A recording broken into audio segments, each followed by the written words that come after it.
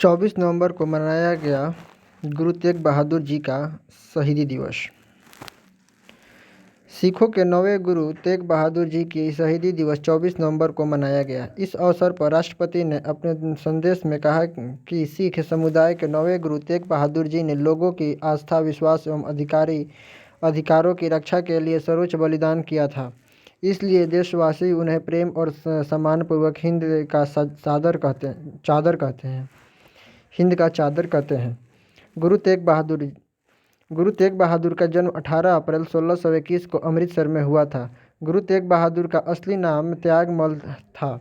उन्हें करतारपुर की जंग में मुगल सेना के खिलाफ अतुलनीय पराक्रम दिखाने के बाद तेग बहादुर नाम मिला था।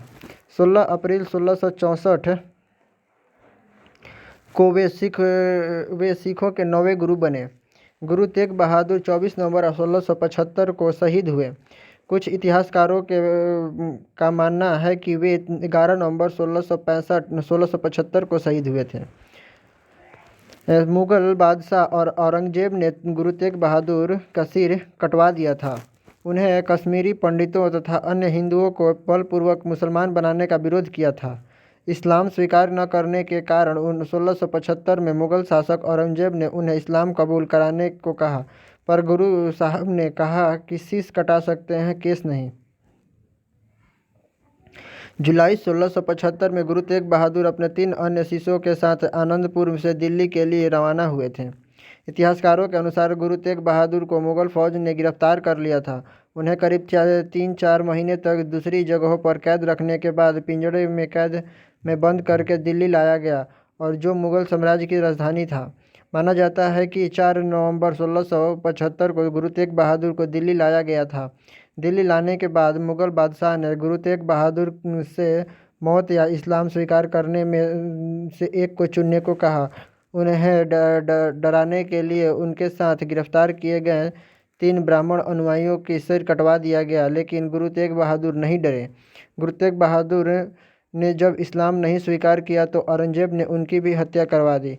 मुगल बादशाह ने जिस जगह पर गुरु तेग बहादुर का सिर कटवा दिया था, दिल्ली में उसी जगह पर आज शीशगंज गुरुद्वारा स्थित है। अपनी शहादत से पहले गुरु तेग बहादुर ने 8 जुलाई 1975 को गुरु गोविंद सिंह के सिखों का 10वां गुरु नियुक्त कर दिया था। 8 जुलाई 1675 को गुरु गोविंद सिंह को 10वां गुरु नियुक्त कर दिया था। दिल्ली क्राइम को मिला एक बेस्ट ड्रामा सीरीज का इंटरनेशनल एमी अवार्ड। इस साल कोरोना वायरस के कारण वर्चुअल आयोजित हुए 48वें इंटरनेशनल एमी अवार्ड्स में Hindi web series Delhi crime ने बेस्ट ड्रामा सीरीज का अवार्ड जीत कर लिया है। यह सीरीज बेस्ट ड्रामा सीरीज श्रेणी में अर्जेंटीना, जर्मनी, यूके के शो के साथ साथ अंतर्राष्ट्रीय एमीज में प्रतिस्पर्धा कर रही थी। यह अब तक का पहला भारतीय शो है जिसने इंटरनेशनल एमी अवार्ड अपने नाम किया है। यह क्राइम बेस्ड ड्रामा सीरीज दिसंबर 2012 में दिल्ली में हुए निर्भया गैंग रेप के मामले पर बनाई गई थी। सीरीज में दिखाया गया था कि दिल्ली पुलिस ने कितनी तत्परता से मामले की जांच की और कुछ ही घंटों में मुख्य आरोपी को पकड़ लिया था। सीरीज में यह भी दिखाया गया था कि केस की जांच में पुलिस को किन दिक्कतों का सामना करना पड़ा। केवल 7 एपिसोड की इस सीरीज में शेफाली शाह ने डीसीपी वर्तिका चतुर्वेदी का मुख्य किरदार निभाया था। सीरीज का डायरेक्शन रिची मेहता ने किया था। तेलुगु कवि शेख ख्वाजा हुसैन का निधन। जाने माने तेलुगु कवि और साहित्य अकादमी पुरस्कार से सम्मानित साहित्यकार शेख ख्वाजा हुसैन का हैदराबाद में 69 वर्ष की उम्र में निधन हो गया। वे देवप्रिय के नाम से मशहूर थे। वह 71 वर्ष के थे। उनका जन्म आंध्र प्रदेश के गुंटूर जिले में तादीकोंडा इलाके में हुआ था। उन्होंने अपने जीवन के कई तेलुगु फिल्मों के लिए कई गीत भी लिखे हैं और माँ भूमि में उनका लिखा हुआ जंभल भरी भाई बेहद प्रसिद्ध गीत था। वह यहीं नहीं रुके और उन्होंने अपने करियर में गरीबी गीतालू, अम्मा चेपा चिलुका और कई किताबें भी लिखी। वह राजनीतिक पार्टियों का पर व्यंग्य, कार्टून और कविता बनाने के लिए भी काफ़ी प्रसिद्ध थे। उन्हें वर्ष 2017 में उनकी किताब गली रंगू के लिए साहित्य अकादमी पुरस्कार से सम्मानित किया गया था। देवी प्रिय की उद्यम तेलुगु में समकालीन राजनीति पर रंगीन कमेंट्री भी बहुत लोकप्रिय थी। उन्होंने बाद में कुछ समाचार चैनलों के लिए भी रनिंग कमेंट्री जारी रखी। उन्होंने अपने लेखन, कविताओं और लेखों के जरिए श्री देवी प्रिय में हमेशा सामाजिक जागरूकता को बढ़ावा दिया। तमिलनाडु की तरफ बढ़ रहा है चक्रवात निवार। तमिलनाडु और पुडुचेरी की तरफ तेजी से बढ़ रहे भीषण चक्रवात निवार 25 नवंबर को तट से टकराने की संभावना है। इस दौरान 120 किलोमीटर प्रति घंटा की रफ्तार से हवा चलने की भी संभावना है। संबंधित सरकारों ने चक्रवात से खतरे से निपटने के लिए समीक्षा बैठक की। इनमें से जिलों प्रशासन को तत्पर और तैयार रहने का निर्देश दिया गया है। भारतीय मौसम विज्ञान IMD और की ओर से जारी एक बुलेटिन में कहा गया है कि बंगाल की खाड़ी से दक्षिण पश्चिम और दक्षिण पूर्व में बना निम्न दाब 23 नवंबर और को 11:30 बजे पुडुचेरी में 520 किलोमीटर पूर्व दक्षिण पूर्वी तथा चेन्नई के से 560 किलोमीटर दक्षिण पूर्व में स्थित था और यह 11 किलोमीटर प्रति घंटे की रफ्तार से पश्चिम उत्तर पश्चिमी की ओर बढ़ रहा है। अगले 24 घंटे में इसके और तीव्र होकर चक्रवात में बदलने की पूरी संभावना है। यह तमिलनाडु और पुडुचेरी के तटों से 25 नवंबर को दोपहर करईकाल और तथा मल्लापुरम के बीच 100 से 110 किलोमीटर प्रति घंटा की गति से टकरा सकता है और इसकी गति बढ़कर 120 किलोमीटर प्रति घंटे तक हो सकती है। चक्रवात के असर से तमिलनाडु और पुडुचेरी में 24 से 26 नवंबर तक भारी बारिश हो सकती है। चक्रवात का नामकरण निवार ईरान ने किया है। विदित है कि दुनिया भर में चक्रवात के नाम क्षेत्रीय विशिष्ट मौसम विज्ञान केंद्रों regional specialised meteorological centre RSMC द्वारा दिया गया है। भारत मौसम विज्ञान विभाग सहित कुल 6 RSMC हैं। हिंद महासागर क्षेत्र में 8 देश जिनमें से बांग्लादेश, भारत, मालदीव, म्यांमार, ओमान, पाकिस्तान, श्रीलंका और थाईलैंड शामिल है, एक साथ मिलकर आने वाले चक्रवातों के नाम तय करते हैं। जैसे ही चक्रवात इन 8 देशों के किसी भी हिस्से पहुंचता है, सूची से अगला या दूसरा सुलभ नाम इस चक्रवात का रख दिया जाता है। आगामी कुछ चक्रवातों के नाम गति भारत द्वारा नामित किया गया था, बुरेवी मालदीव के द्वारा, तौत्के म्यांमार के द्वारा और यास ओमान के द्वारा। चक्रवात को साइक्लोन बोलते हैं। घूमती हुई वायु राशि का नाम है। ये निम्न दाब के केंद्र होते हैं जिनके चारों तरफ केंद्रीय समदाब रेखाएं विस्तृत होती है। परिधि से केंद्र की तरफ जाने पर वायु दाब कम हो जाता है। परिणाम स्वरूप परिधि से केंद्र की ओर तेज हवा चलने लगती है।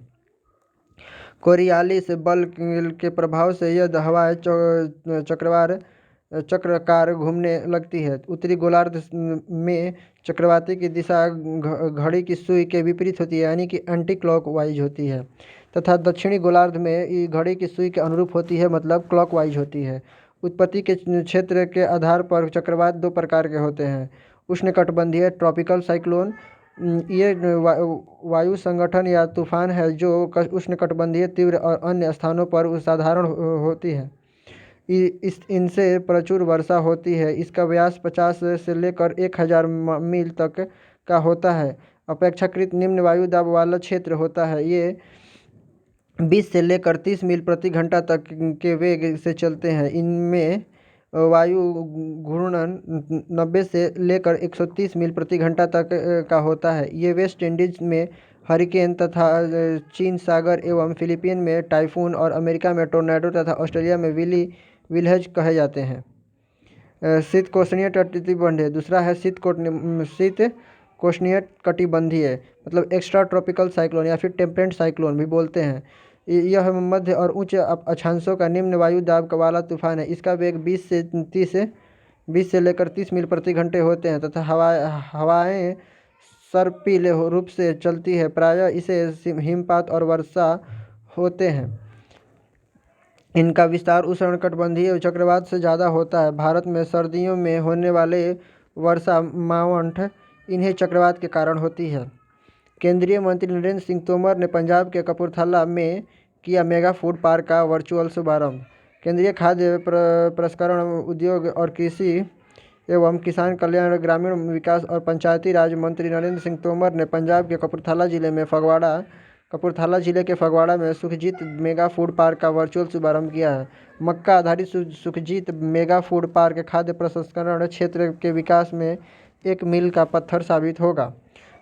फूड प्रोसेसिंग के विकास के लिए 10,000 करोड़ रुपए का फंड बनाया गया है, जिससे किसानों को वाजिब लाभ मिल सकेगा।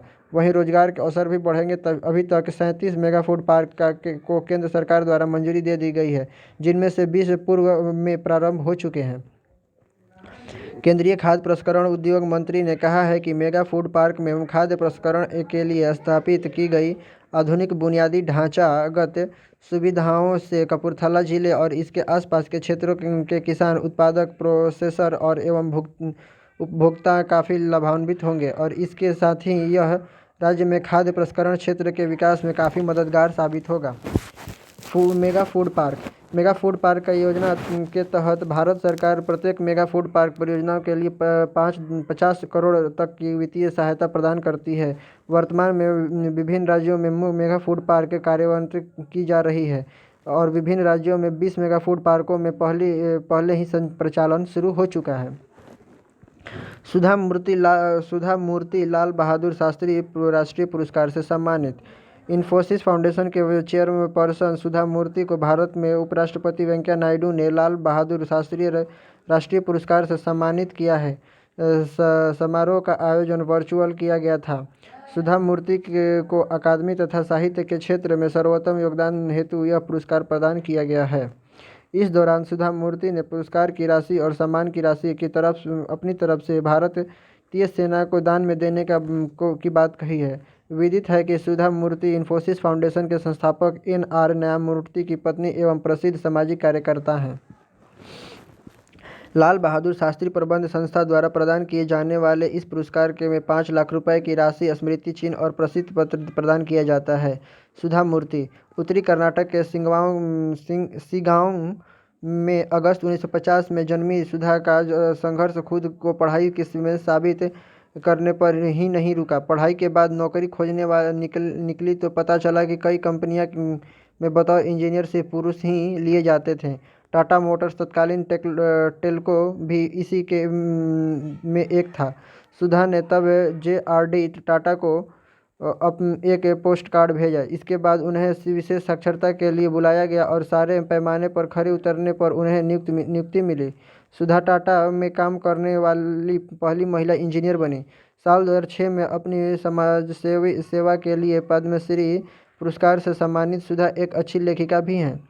उन्होंने महिला किरदारों पर केंद्रित उपन्यास भी लिखी हैं, जिनमें से कई काफ़ी लोकप्रिय हैं। The serpent's revenge, the bird with golden wings, the day I stopped drinking milk, life lesson from here and there, house of cards and how I taught my grandmother to read कुछ मुख्य किताबें हैं।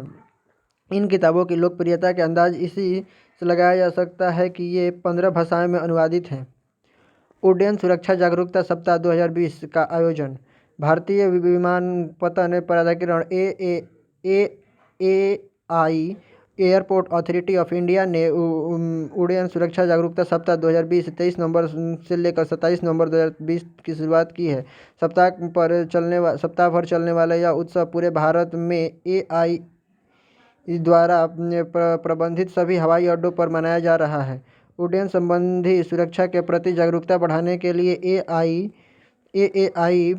हवाई अड्डों पर दस्तावेजों और सुविधाओं की समीक्षा, पूर्वाभास, मॉक एक्सरसाइज और प्रतिबंधात्मक रखरखाव आदि जैसे कर्मचारियों को संलग्न के विभिन्न कार्यक्रम शुरू करेगा।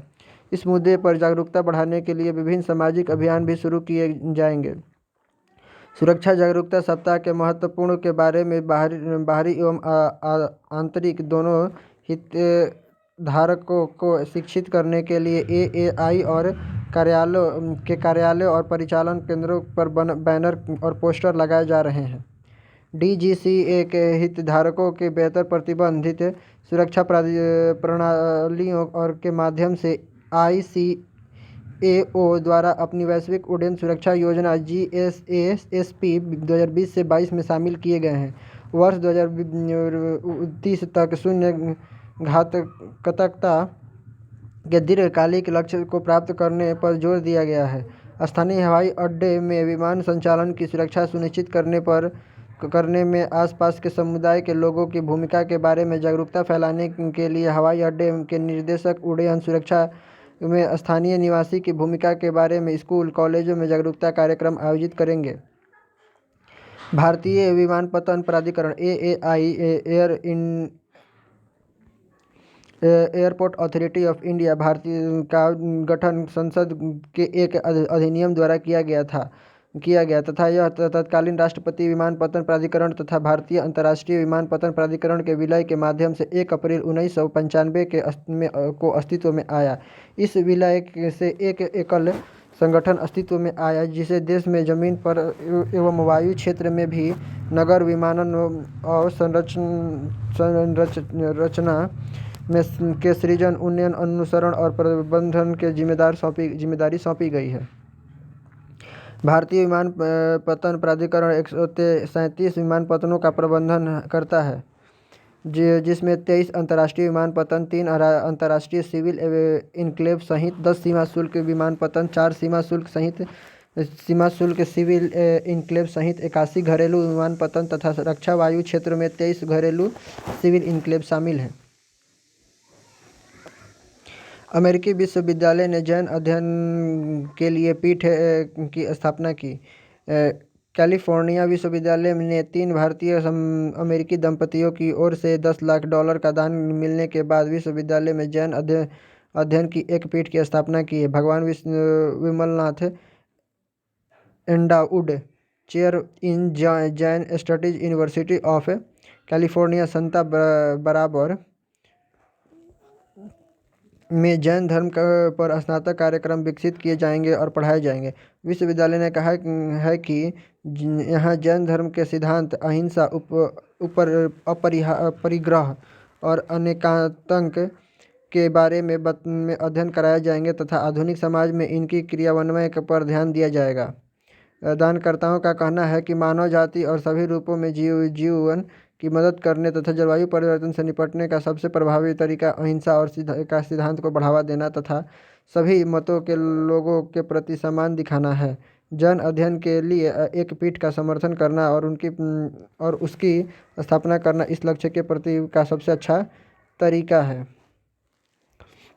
जैन दर्शन के मूल सिद्धांत: अहिंसा, किसी भी जीव को किसी भी प्रकार से कष्ट न दें, यहाँ तक कि स्वयं को भी नहीं कष्ट दें। हिंसा 2 प्रकार के होते हैं, भाव हिंसा और द्रव्य हिंसा। भाव हिंसा द्रव्य हिंसा की जनक है। सर्वप्रथम हमारे हृदय में द्वेष भाववश किसी को मारने का भाव जन्म लेता है, जिसके फलस्वरूप हम उसे मारने का कष्ट देने का प्रयास करते हैं। उसको मारने और कष्ट देने में हम सफल हो या न हो वो बाद की बात है, किंतु हमने भाव हिंसा पाप कर लिया है, हिंसात्मक कर्म का बांध कर ही लिया है। मारने कष्ट देने पर सफल हो या न हो, दोनों परिस्थिति में द्रव्य हिंसा का भी बंध कर लेते हैं। अतः हिंसा कैसे बचने का जैन दर्शन का मूल सिद्धांत है कि हमें राग, द्वेष आत्मक भावों को उत्पन्न होने ही नहीं देना चाहिए। कठिन है किंतु हार्दिक प्रयास और अभ्यास से करना संभव है। अपरिग्रह 2 प्रकार का, ब्राह्म और अंतरंग परिग्रह के वशीभूत होकर ही हम पाप पूर्ण कर्म करते हैं। वो हमें उल्टे सीधे अनैतिक कर्मों को करने के लिए प्रोत्साहित और विवश करते हैं। जब हम परिग्रहों को सम्मिलित कर लेते हैं तब हमें ऐसे कार्य कम करने की आवश्यकता होती है। फलस्वरूप हमारे कम पाप कर्मों का बंध होता है। इसलिए जैन दर्शन में कम से कम परिग्रह रखने का उपदेश दिया गया है। अनेकांतवाद और शायदवाद। इस सिद्धांत के अनुसार सृष्टि का निर्माण अनेक तत्वों से हुआ है और प्रत्येक तत्व के अनेक गुण हैं। साधारण मनुष्य इन अनेक तत्वों और अनेक गुणों को नहीं जान सकता है। इसके अनुसार ज्ञान समय, दूरी, प्रकाश, स्थान आदि पर निर्भर करता है। ज्ञान निरपेक्ष नहीं होता, वह परिस्थितियों के अनुसार बदलता रहता है। उत्तराखंड के नैनीताल में खुला भारत का पहला मॉस गार्डन। उत्तराखंड में भारत का पहला मॉस गार्डन विकसित किया गया है। देश का पहला मॉस गार्डन नैनीताल जिले के खुरपाताल में विकसित किया गया है। इस गार्डन को उत्तराखंड वन विभाग के अनुसंधान सलाहकार समिति द्वारा पिछले साल जुलाई में मंजूरी दी गई थी। हाल ही में देश के पहले मॉस गार्डन का उद्घाटन प्रसिद्ध जल संरक्षण कार्यक्रम राजेंद्र सिंह ने किया था। वन विभाग का कहना है कि उद्यान विकसित करने के पीछे मुख्य उद्देश्य मॉस और अन्य बायोफाइटिक और की विभिन्न प्रजातियों का संरक्षण करना है। पर्यावरण में इसके महत्व से लोगों को अवगत कराना भी इसका उद्देश्य है। इस मॉस गार्डन में एक व्याख्या केंद्र है जिसमें मॉडल के माध्यम से मॉस के विभिन्न पहलुओं को प्रदर्शित किया जाता है, जिसमें प्रथम विश्व युद्ध के चित्रों में स्पैग्नम मॉस का उपयोग घावों के लिए ड्रेसिंग के रूप में किया जाता है, क्योंकि यह तरल पदार्थ को कपास की तुलना में लगभग 3 गुना अधिक अवशोषण करता है और कपास की तुलना में कम परेशान और इसमें एंटीसेप्टिक गुण हैं।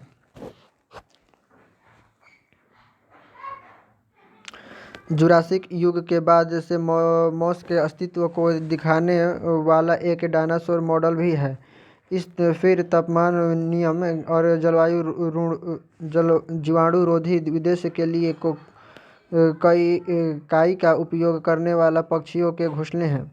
पिछले साल राज्य में वन विभाग ने मॉस प्रजातियों के अध्ययन के लिए अनुसंधान परियोजनाओं की मंजूरी दी थी, जो पारिस्थितिकी तंत्र के उतार चढ़ाव का सबसे महत्वपूर्ण संकेत माना जाता है, क्योंकि वे आवास और जलवायु परिवर्तन के लिए अधिक संवेदनशील हैं। यह देश का पहला मॉस गार्डन है जो 10 हेक्टेयर में फैला हुआ है, जिसमें एक व्याख्या केंद्र, 30 प्रतिनिधि मॉस प्रजाति और 2 प्रजाति सहित अन्य बायोफिटिक प्रजाति IUCN रेड लिस्ट हायोफिला इनवोल्यूटा और ब्राचियम बेंचुलिनी में के सूचीबद्ध और लगभग 1.25 किलोमीटर लंबी एक इकाई का निशान है। पृष्ठभूमि: भारत में पाई जाने वाली 2300 मॉस प्रजाति में से 339 उत्तराखंड में पाई जाती हैं। मॉस गैर संवहनी पौधे हैं जो ब्रायोफाइट डिवीजन से संबंधित हैं। वे छोटे फूलों और वाले पौधे हैं जो आमतौर पर नम और छायादार स्थानों में उगते हैं।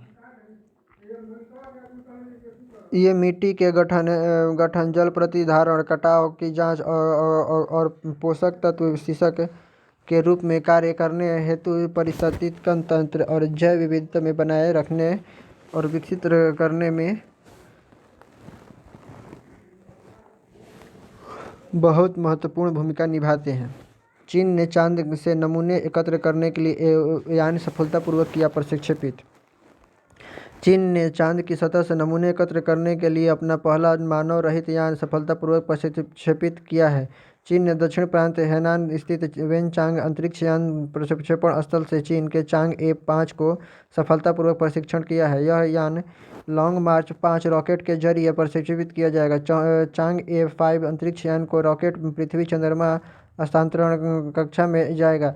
यह चांद की सतह से नमूने एकत्र करेगा और पृथ्वी पर लौट कर आएगा। अंतरिक्ष यान जब चांद पर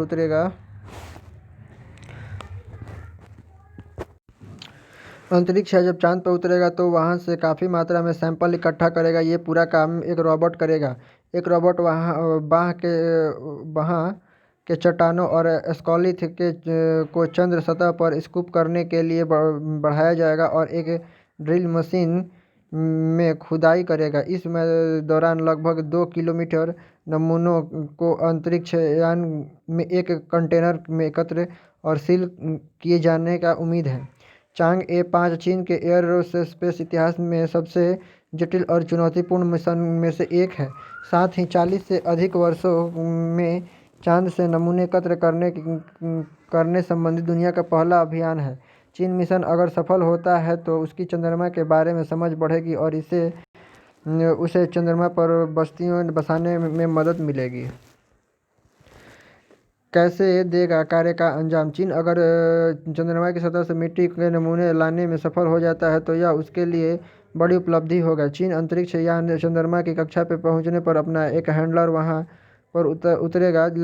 लैंडर चांद की जमीन में खुदाई कर मिट्टी और चट्टान निकालेगा। फिर से इस नमूने को लेकर असेंडर के पास जाएगा। असेंडर नमूने लेकर चंद्रमा की सतह से उड़ेगा और अंतरिक्ष के चक्कर काट रहे अपने इन यान से जुड़ जाएगा। चीन का मुख्य अंतरिक्ष यान चंद्रमा की सतह के नमूने को एक कैप्सूल में रखेगा और फिर पृथ्वी के लिए रवाना कर देगा। हाल ही में 24 नवंबर को गुरु तेग बहादुर जी का शहीदी दिवस मनाया गया। यह सिख संप्रदाय के कौन से गुरु थे? 9वें गुरु थे। हाल ही में किस भारतीय वेब सीरीज को इंटरनेशनल एमी अवार्ड के तहत बेस्ट ड्रामा सीरीज का अवार्ड मिला? दिल्ली क्राइम। हाल ही में शेख ख्वाजा हुसैन का निधन हो गया था। ये किस भाषा में जाने माने कवि थे? तेलुगु। हाल ही में चक्रवात निवार चर्चा में है। इस चक्रवात का नामकरण किस देश द्वारा किया गया था? ईरान। हाल ही में केंद्रीय मंत्री नरेंद्र सिंह तोमर ने पंजाब के किस जिले में मेगा फूड पार्क का शुभारंभ किया है? तो कपूरथला में। हाल ही में किसे लाल बहादुर शास्त्री राष्ट्रीय पुरस्कार से सम्मानित किया गया है? सुधा मूर्ति। भारतीय विमानपत्तन प्राधिकरण की स्थापना कब हुई थी? जो उड्डयन सुरक्षा और जागरूकता के सप्ताह 2020 में मना रहा है? 1995। अनेकतावाद और साम्यवाद सिद्धांत किस धर्म से संबंधित है? जिनके अध्ययन के लिए एक अमेरिकी विश्वविद्यालय ने पीठ स्थापित की है? जैन धर्म। हाल ही में किस राज्य में भारत का पहला मॉस गार्डन स्थापित किया गया है? नैनीताल, उत्तराखंड के नैनीताल में। हाल ही में किस देश ने चांद से नमूने एकत्र करने के लिए यान का सफलतापूर्वक प्रक्षेपण किया है? चीन ने। कथन ए और बी। कथन ए, हाल ही में चीन के चांद के नमूने एकत्र करने के लिए एक यान का सफलतापूर्वक प्रक्षेपण किया है। सही है। यह चांद से नमूने लाने वाला दुनिया का तीसरा मिशन है। गलत है, यानी कि ए सही है। साम्यवाद के संदर्भ में निम्नलिखित कथनों पर विचार करते हुए सत्य कथन का चयन कीजिए। तो इस अवधारणा का संबंध जैन धर्म से है। सही है। साम्यवाद के अनुसार सृष्टि इस अवधारणा का संबंध जैन धर्म से। साम्यवाद के अनुसार सृष्टि का निर्माण अनेक तत्वों से हुआ है और अनेक तत्व से के सभी गुणों को इंसान नहीं जान सकता। अमेरिका में रात होना, भारत में दिन होना साम्यवाद और असाधारण को सही ठहराता है।